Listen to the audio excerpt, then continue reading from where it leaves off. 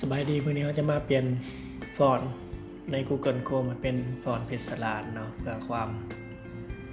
สวยงามในเว็บเบราว์เซอร์ของ Google Chrome นี่เนาะ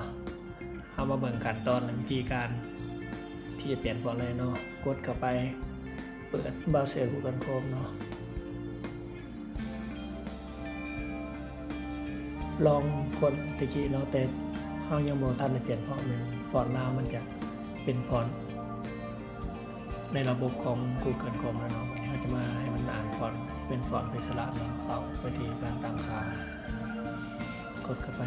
ตั้งค่าเลื่อนหา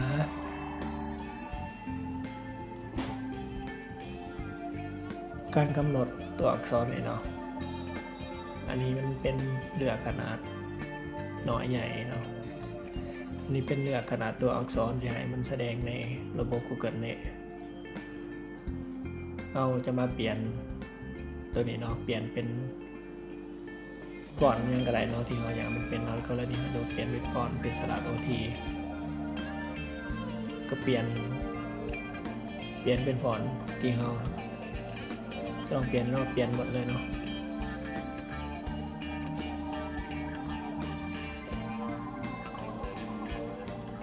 หลังจากที่เราเปลี่ยนฟอนต์สำเร็จแล้วเนาะก็กดปิดออกเลยนะนี่ก็ได้เนาะและระบบเว็บเบราว์เซอร์ของ Google Chrome มันก็จะแสดงฟอนต์ภาษาลาวของแบบนี้เนาะแบบงามๆแบบเราต้องการที่จะเปลี่ยนลองพิมพ์เบิ่งเนาะค้นหาระบบมันก็จะออกเป็นฟอนต์เพชรสลาด OT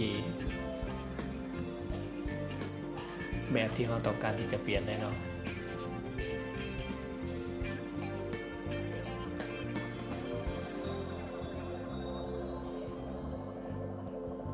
การลองเห็ดลองบังเนาะอย่างมักฟอนต์ตัวใดอย่างไรมันแสดงฟอนต์ตัวใดเขาก็สามารถก็ไปเปลี่ยนที่การตั้งค่าเปลี่ยนบอร์ดที่เขาแนะนำให้เปลี่ยนได้เนาะการซีประมาณ3นี้เนาะการเปลี่ยนฟอนต์ใน Windows 7 การเปลี่ยนฟอนต์ใน Google Chrome ให้เป็นฟอนต์เพชรสลาด OT ขอบใจนะ